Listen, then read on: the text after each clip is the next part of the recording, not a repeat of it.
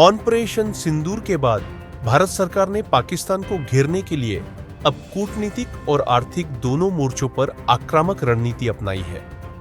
दो बड़े फैसलों के तहत सरकार ने पहला, सर्वदलीय प्रतिनिधिमंडल को विदेश भेजने का निर्णय लिया है, जो पाकिस्तान की आतंक समर्थक नीतियों को वैश्विक मंचों पर उजागर करेगा, और दूसरा, पाकिस्तानी सामान के थर्ड पार्टी देशों के माध्यम से भारत में प्रवेश पर सख्त निगरानी शुरू कर दी गई है।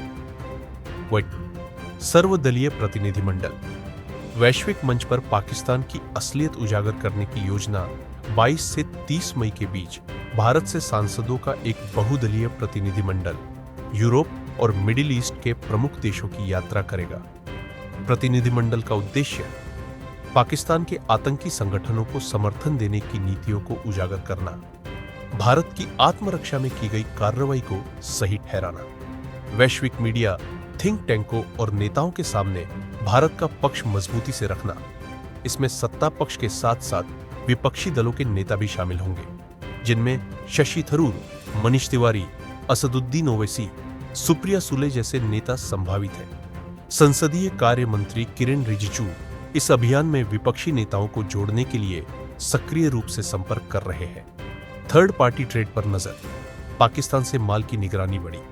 सरकार ने अब यूएई जैसे देशों के रास्ते पाकिस्तान से भारत आने वाले माल की कड़ी निगरानी शुरू कर दी है। राजस्व खुफिया निदेशालय DRI को शक है कि पाकिस्तानी खजूर और सूखे मेवे यूएई के रास्ते भारत में आ रहे हैं। भारत ने यूएई सरकार से औपचारिक बातचीत भी की, जिसके तहत उत्पादन से जुड़े आंकड़े साझा किए गए। अब यह स्पष्ट कर दिया गया है कि कोई भी सामग्री, चाहे समुद्र में हो या ट्रांजिट में, अगर उसका संबंध पाकिस्तान से है तो वह प्रतिबंध के दायरे में रहेगा। 3 अटारी ICP बंद। द्विपक्षीय व्यापार प्रभावित भारत ने पहले ही 24 अप्रैल को अटारी एकीकृत चेक पोस्ट ICP को बंद कर दिया है, जिससे पाकिस्तान के साथ सीधा व्यापार रुक गया है। इससे करीब 3,886 करोड़ रुपए का द्विपक्षीय व्यापार प्रभावित हुआ है। यह निर्णय सीमा पार आतंकवाद और बढ़ते तनाव के मद्देनजर लिया गया। 4. भारत का कड़ा संदेश।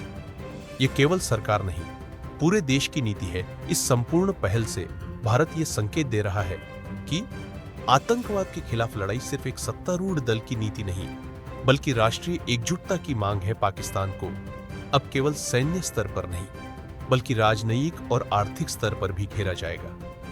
ऐसी ही और वीडियोस देखने के लिए अभी फॉलो करें हमारे चैनल को।